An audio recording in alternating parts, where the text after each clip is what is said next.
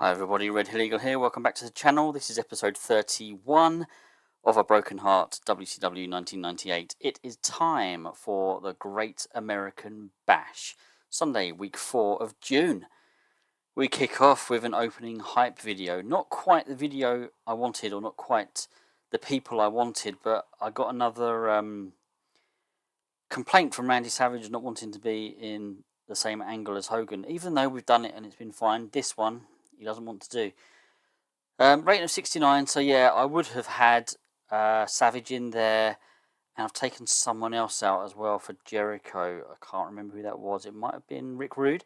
I wanted all of the NWO and the Alliance here, really, just as a feud recap.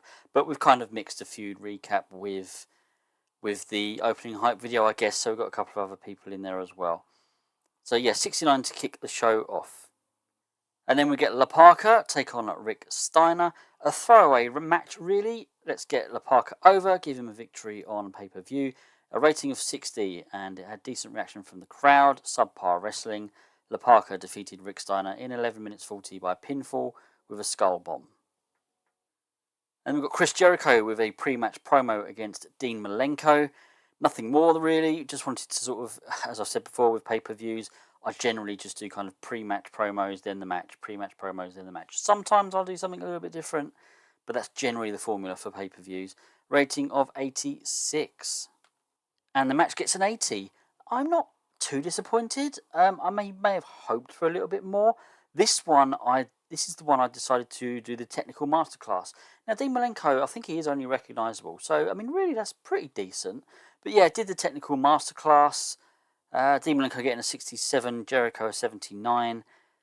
So what do we have? Good wrestling, decent reaction from the crowd. Chris Jericho defeated Dean Malenko in 14 minutes 53 by submission with a Lion Tamer. So maybe he could have had it go a bit longer, I guess. And maybe if both of these guys were major stars, I think that we could have seen that would be massive. But yeah, just a match I wanted to do, and now I've done it. Gene Okerlund catches up with Bret Hart backstage, and he just wants a bit of insight into the plan tonight, what he thinks of the match tonight, the Alliance versus the NWO. Again, nothing more, really, just a kind of promo from Bret, talking on behalf of the rest of the Alliance. A rating of 80. He also tells Luger to stay away. That was obviously just to give a little bit of a boost to the storyline that he's in there. So yeah, 80, and Bret Hart's reaction to, or not reaction really, but the insight into the match that's coming up. Analysis, shall we say? Yeah. The Dudley Boys take on the Demon and Saturn. A little bit familiar or similar thinking to La Parka, really. Give the Dudleys a victory on pay-per-view. Hopefully get them over a little bit, but had subpar wrestling and little heat. The Dudley Boys did get the win in 7 minutes 4 seconds when Devon Dudley pinned Saturn with a Dudley death drop. 52, I suppose it's not too awful, bearing in mind where these guys are all on the card. Rob Van Dam, pre-match promo on Raven. Yes, he's got Raven coming up. We just wanted, as I say, the pre-match promo for this match. Ted DiBiase helps RVD, which I knew he would. 67, it's not awful, it's not great either. I didn't expect we'd get much from RVD. Maybe I was hoping DiBiase would have more of a say and it might get a little bit higher, but no, I'm quite pleased with 67, really. The match itself, though, that's disappointing, I guess. 62, yeah. Decent reaction from the crowd, but subpar wrestling. Rob Van Dam defeated Raven in 11 minutes 29 by pinfall with the Van Daminator. So yeah, a victory for Rob Van Dam on pay-per-view. They did have good chemistry. So if I was in a position to get both of these guys quite well over, you know, future scores could be a lot higher. That's not my plan, though. Gene Okerlund now catches up with the other side, and he catches up with Hogan, and he wants his opinion on how it might go tonight in the main event. And Hogan just doing his usual, you know, we're the best team, we're the better team, we're technically better, you know, but the other guys are going to have to watch out because, you know, we can have some tricks up our sleeve, kind of just bringing out the heelness out of Hogan and the NWO there, really. Rating of 78 for this particular segment. The Faces of Fear defend their World Tag Team titles against Arn Anderson and Bobby Eaton in a 57 rated match. Bit of a disappointment, but they do get the win in 12 minutes 55 when Meng pinned Arn Anderson with a handful of tights. It's defense number 2 of their WCW World Tag Team titles. Yeah, a bit disappointing. I'm not really not quite sure what to expect from most of our tag team matches at the moment. Bearing in mind they're all pretty much recognisable or unimportant. We might have a member or two that's in the well-known category, but not many. So yeah, not really quite sure what to expect. I mean, 57, I guess, is fairly reasonable then, I guess. But yeah, just need to get more tag teams over. 85 rated segment for this one. It's Booker T and Eddie Guerrero giving their pre-US title match promos. Booker T, the current champion. Eddie Guerrero, the challenger. Yeah, very pleased with an 85. And obviously that storyline there has got a boost in preparation for the match. And Booker T retains in an 80 rated match. A good match. Booker T defeated Eddie Guerrero in 15 minutes 17 by pinfall with a missile dropkick. Booker T makes defense number 1 of the WCW United States Heavyweight title.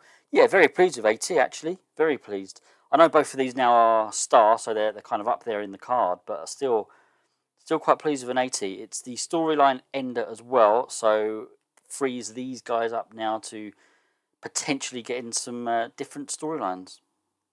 Lex Luger and Conan cut a promo on their opponents tonight. Next, it's Los Locos. So yeah, rating 73, not bad either. I'm pleased with 73, really. I mean, I wouldn't have put Conan as much of an entertainer, and I think Lex, he may be star, but I'm pretty sure he's only well known. So no, pretty pleased with a 73. Oh, Conan's gimmick is getting stale as well. We'll have to keep an eye on that one. And the match gets a 58. I'm really disappointed with that. Now, Conan is wrestling with an injury, so it was broken ribs. He was working through it, so that probably had a massive impact. But 58. I mean, I know these guys. Yeah, they're really low down the card. But I like to think that. I mean, maybe it was silly, but then the match was already sort of booked, and we were going with it. I had to kind of carry on, regardless of Conan's injury. Obviously, unless he couldn't go on, but he could. So, yeah, went with it. 8 minutes 53. Lex and Conan get the win. So, what do we have? A Conan pin Rey Mysterio Jr. So, yeah, rating of 58 overall. A little bit disappointing. Diamond Dallas Page with a pre-match promo against Sid Vicious. 69 rating. Again, nothing spectacular. I know, was that because of who he was talking about? Or, I don't know, I just thought DDP would have a much better. I mean, I know it's not far off, but 70 at least. I'd like to see some proper green in that little picture there, in that little digit there. But oh well. But he was superb working with a script, so okay. And then the match gets to 72. Yeah, a bit better.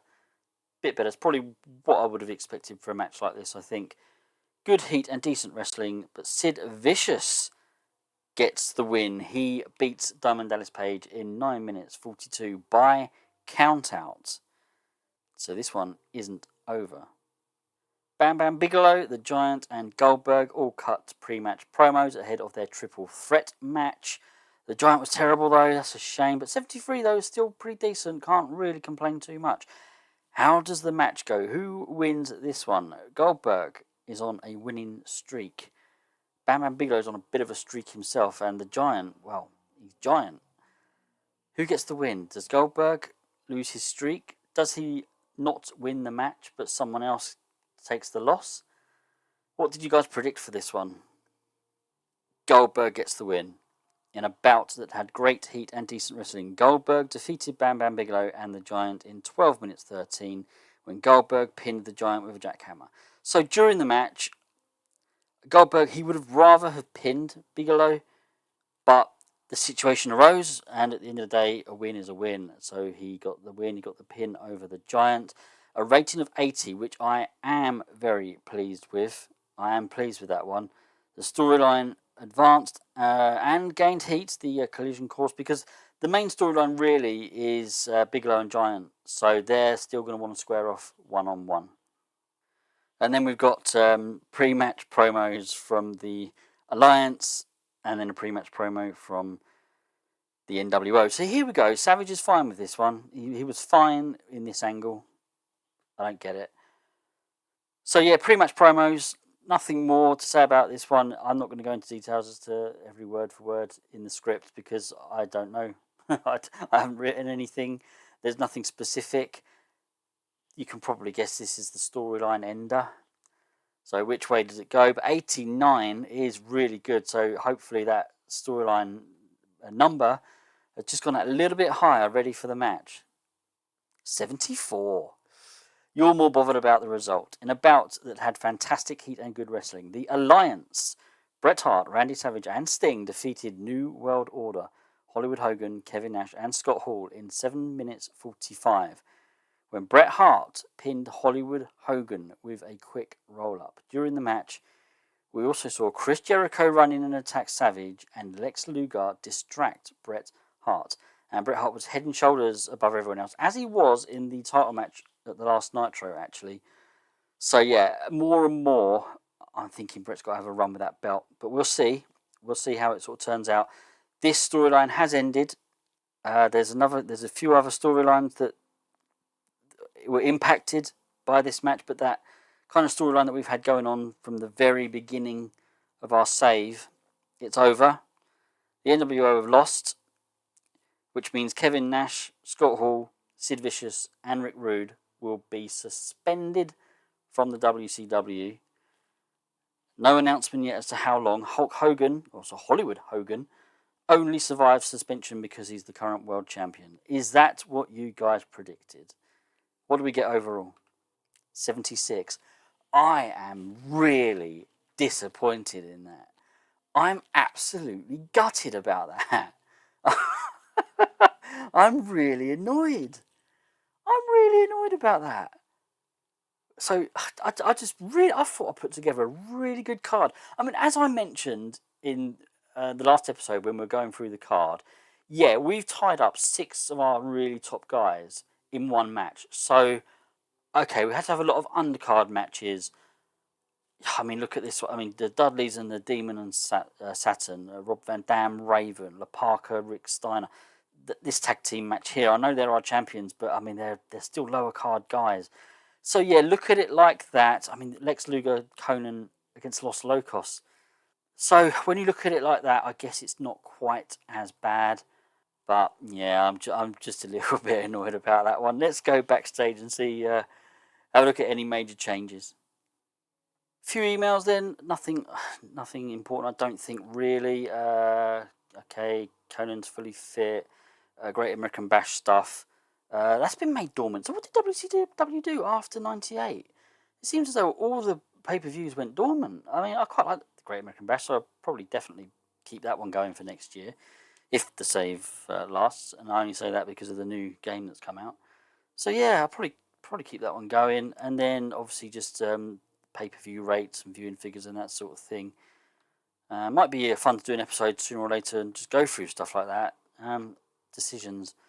I don't think I've got any decisions to make, so this is probably someone's been a naughty boy. Oh no, it's another graduate. That's good. Lash LaRue, that person I've heard of as well. I'll have a look off camera. Probably take him on and put him in send him down to one of our development territories. But I'll have a look at that off camera. Let's have a look then at. Okay, we made 1.8 million. Doesn't seem a lot, but we used a couple of smaller venues throughout this month. Our main pay-per-view, we could have used a much bigger venue, but we decided to use a smaller venue. Yeah, I'm rotating where we're hosting shows at the moment, so I don't know if any of you have sort of noticed, but so last month was Mid-Atlantic. We've done the Great Lakes, we've done Southeast and Southwest, I think, and there's a couple of others we've done. So, but there's still a couple that we haven't used, so I'll be using those. I'll be using one of those this month. Let's have a quick look at our finances. I don't really go into detail, but I always like to have just a quick look and see like sponsors has gone up. Broadcast revenue went down. Yeah, ticket sales went down, but again, a couple of smaller venues.